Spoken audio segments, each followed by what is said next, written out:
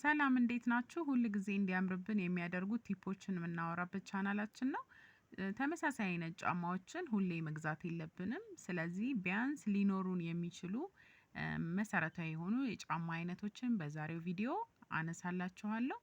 የመጀመሪያው እንደዚህ እንደምትመለከቷቸው ፍላት የሆኑ ሂል የሌላቸው ጫማዎች ናቸው። እነዚህ ለስራም ሆነ ወጣ ስንል ካዥዋሊ ብናረጋቸው ምቾት ያላቸው ናቸው። ክፍት ሊሆኑ ይችላሉ እንዲሁም ደግሞ ድፍን ሊሆኑ ይችላሉ።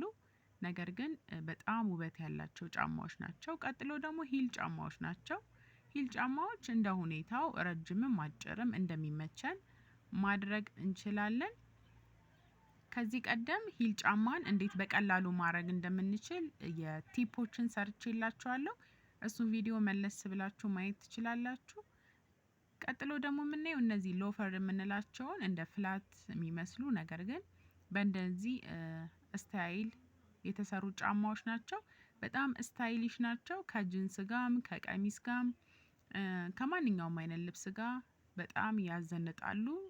ፎርማል የሆነ ሉክ ነው የሚሰጡን። በተለይ ደግሞ ለስራ ቦታ ተመራጭ ናቸው። ሌሎቹ ደግሞ አንክል ቡትስ ናቸው። እነዚህ የምታዩዋቸው አጫጭር ቡትሶች በጣም አዘናጭ ናቸው፣ ያዘንጣሉ፣ ምቾትም አላቸው። ሌሎቹ ደግሞ እነዚህ ፍላት የሆኑ ስኒከር ጫማዎች በቀሚስም በሱሪም ሊደረጉ ይችላሉ። ኮት አድርገን ወጣ ስንልም ማድረግ እንችላለን። በአጠቃላይ ግን ጫማዎችን እንደነዚህ አይነት ቫራይቲዎችን አካተን እንግዛ። ሰላም